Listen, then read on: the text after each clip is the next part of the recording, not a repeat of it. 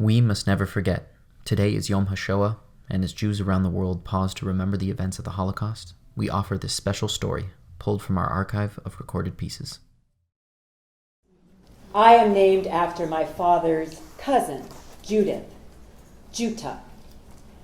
My father and his family hid her in the ghetto for 2 years before she was found and taken away by the Nazis. She was 4. I know my father adored this little girl, partly from what he said to me, but more so from what he didn't say. Daddy spoke little, but said much. Afraid to burden his children, but also compelled to somehow make us understand his experience, my father lived with this survivor conundrum. All the awful mysteries of life were revealed to the survivors, and it was in this quiet place where words were just too average that my father lived. I know the young boy that was my father wanted to save his cousin and was helpless to do so. I know he felt he failed her. I understood that when Juta was taken away, my dad was changed forever. At my father's bar mitzvah in Kassel, Germany, 2 uninvited guests showed up, SS men with guns.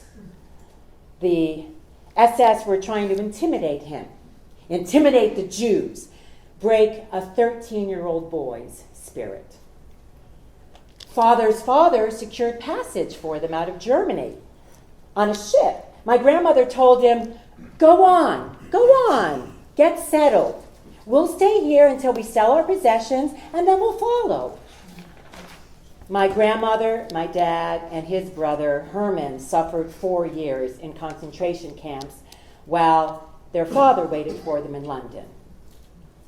He described once arriving at the London train station after being liberated and getting off the train when a man came up to him and said, "Oh, Ziggy," and he didn't know who he was.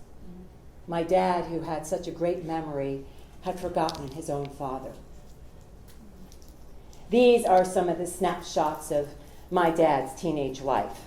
He has no photo albums of soccer teams, birthday parties, a high school graduation, a walk in the park. He had a strange life of terror, intimidation, and death. His mutti, my grandmother, came from a family of 9 children, and all were murdered except for 1 brother. My grandfather had 5 siblings, and only 1 brother survived. My dad was starving for perhaps 1,500 days in a row. What kept him alive? He said it was the eternal optimism of youth, but I believe that optimism was my father's own gift. That and his belief in goodness. A month before the war ended, my father and his mother and brother were liberated. He came to this country without any high school education. He attended Syracuse University and got a PhD in physics. He married my mother, had 4 children. When he died in 2000, he had 7 grandchildren, and now he has 9. My father felt strongly that there were lessons to be learned from the Holocaust. He and my mother became founders of the United States Holocaust Memorial Museum in Washington, D.C. In the opening ceremony at the Rotunda, we all stood as the battalions of U.S. soldiers who had fought to liberate the camps marched by us, holding flags, and the flags with the camp names.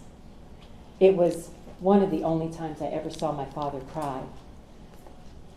He always said that the greatest despair that he felt in the camps was the feeling of having been abandoned by the world. Once liberated, he jumped into life, and he never forgot the world that gave him a second chance. He worked harder than any man I've ever seen, not only in his business endeavors, but equally so in his philanthropic ones. I'm sorry that the generation of survivors is dwindling and will soon be gone. They provide a doorway into the human condition in all its richness and poverty. My father's life was a heroic one. He took his suffering and turned it into hope. My father's great wish for mankind rested in understanding and compassion. He never gave up on the world that had SS men at his bar mitzvah, that sent his father away, that starved him, that destroyed 11 uncles and aunts, that murdered his beloved Juta. Never did his suffering or his witness break him. Instead, he always reached for the opportunity to make a difference in the world, to be a righteous man and shed light where it can get so very dark.